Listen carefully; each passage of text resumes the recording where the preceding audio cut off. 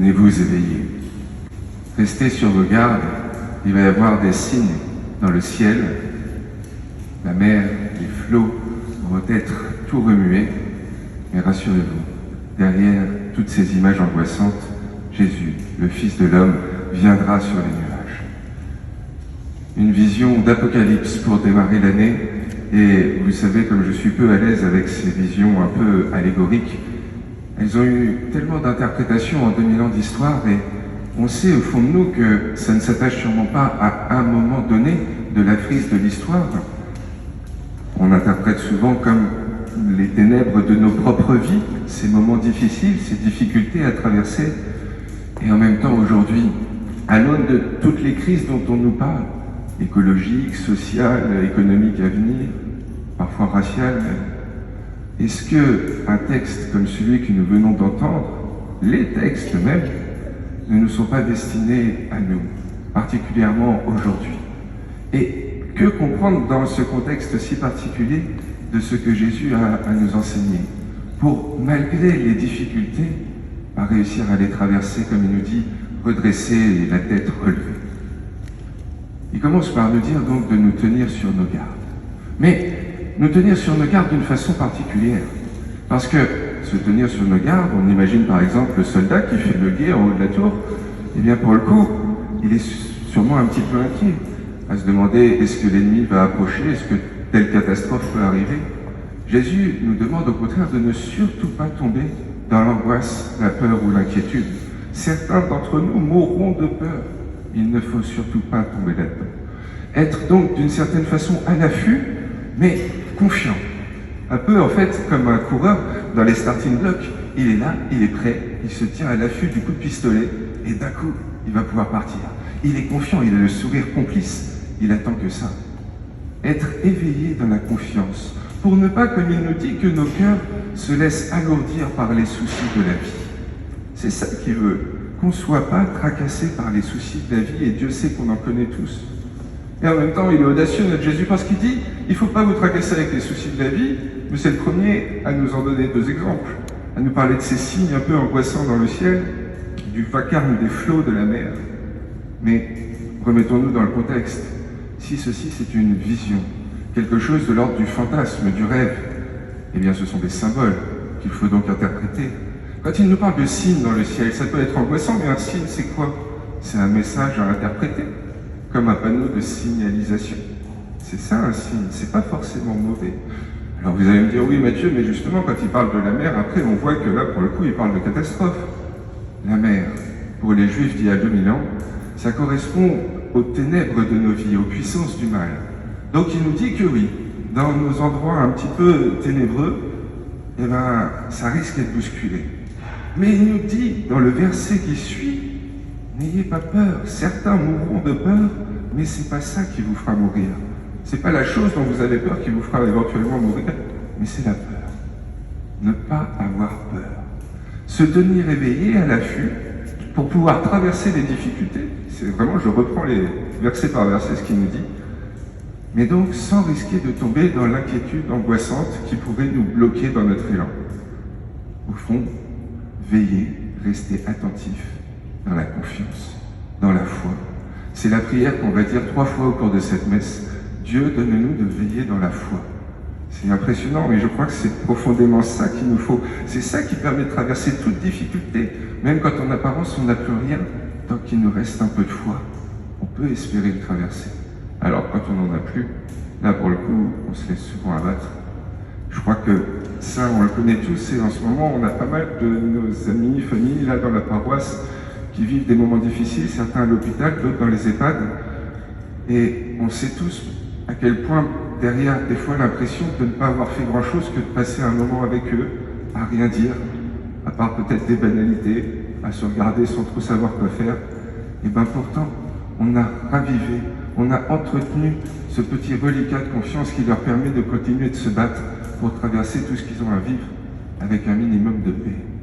Oui, je crois que c'est ça qu'il nous demande, quand il nous demande de veiller dans la foi, d'être attentif à laisser toujours résister cette petite flamme de confiance. Des fois, dans les jeux vidéo, le personnage à côté de lui, il a une petite barre d'énergie ou de vie. Je pense que nous, les chrétiens, souvent quoi on croit, c'est pas tant la barre de vie qui peut de temps en temps être altérée, ou voilà, mais la barre de confiance. Et tant qu'il nous en restera un tout petit peu, et ben pour le coup, on peut encore tout imaginer, alors que si on n'en a plus, on sait que c'est foutu. Je crois que vraiment, c'est ça qui nous invite à voir le Christ, quand il nous dit « veillez dans la foi et priez ». C'est que c'est sûr que la confiance, on en a tous envie, mais on sait que des fois, elle nous échappe un peu. Est-ce que c'est pas là deux exemples qu'il nous donne de comment faire pour la raviver? Prier, c'est évident. Qu'est-ce qui fait que nos amis sont nos amis? Qu'on passe du temps avec eux, qu'on leur parle, qu'on partage, qu'on échange notre confiance. Donc prier, parler avec lui, entretenir cette confiance qu'on a en lui. Et plus que ça, et c'est ça que je trouve génial dans ces trois premières lectures qui précèdent l'Évangile, c'est qu'il nous montre à quel point se rappeler les raisons d'avoir confiance en lui, ça change tout. Dans les trois dimensions, en plus, il nous le donne à travers les trois lectures d'avant. Passé, présent, futur. Regardez, Jérémie, le prophète, première lecture. Il nous rappelle que dans le futur, on est tous appelés, au-delà de toutes les difficultés qu'on va traverser, à toucher le bonheur du salut. Il emploie le mot bonheur pour tous.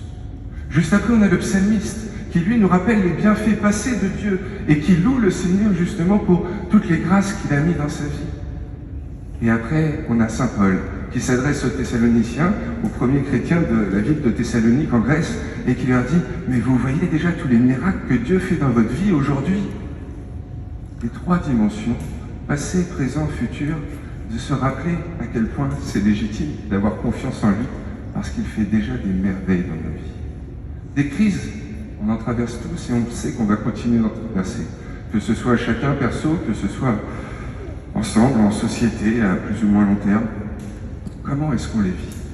Est-ce que c'est dans la peur, dans l'angoisse de tout perdre, notre confort, tout ce qui nous assure au quotidien, le minimum, qui est très plaisant?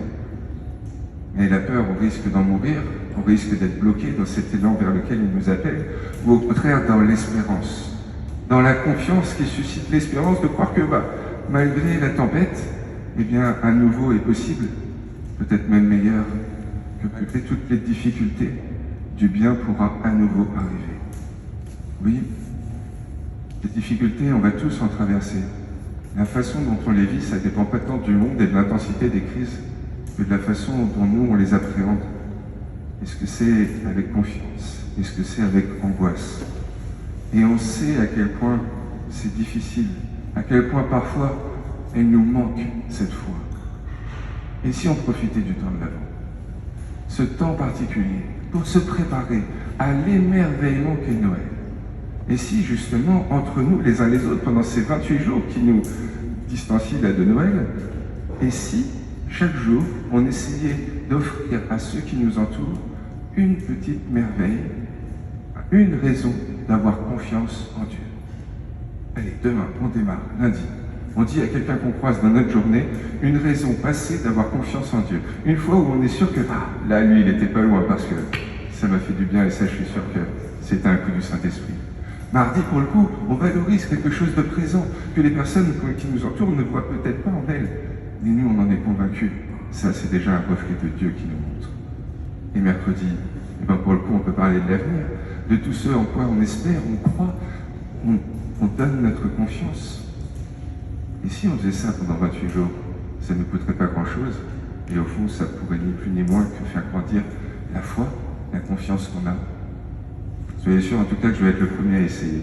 Je m'engage. Parce que vraiment, j'ai envie de me prendre au jeu, parce que j'y crois profondément que ça peut marcher. Je crois profondément que les deux trucs qu'il nous a dit aujourd'hui, c'est ça qui peut tout changer. La prière et le fait de nous rappeler qu'on a raison d'avoir confiance en lui. C'est ça, oui, qui transforme notre aujourd'hui. C'est ça qui nous fait toucher ce qu'il nous a promis. Et bien tout simplement, que cet avant soit pour chacun un vrai moment d'émerveillement. Et puis, quoi qu'à faire aussi, un moment de croissance dans la confiance.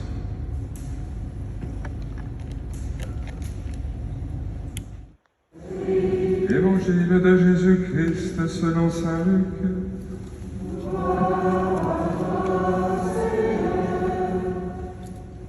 En ce temps-là, Jésus parlait à ses disciples de sa venue.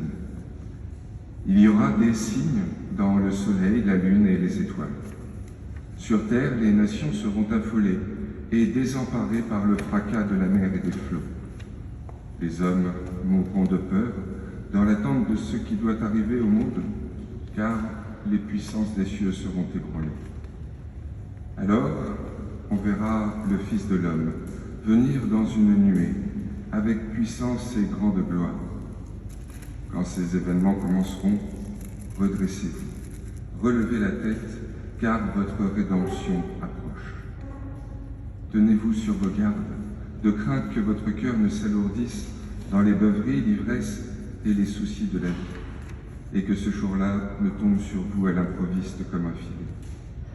Il s'abattra en effet sur tous les habitants de la terre entière. Restez éveillés et priez en tout temps. Ainsi vous aurez la force d'échapper à tout ce qui doit arriver et de vous tenir debout devant le Fils de l'homme. Acclamons la parole de Dieu. Louange à toi, Seigneur.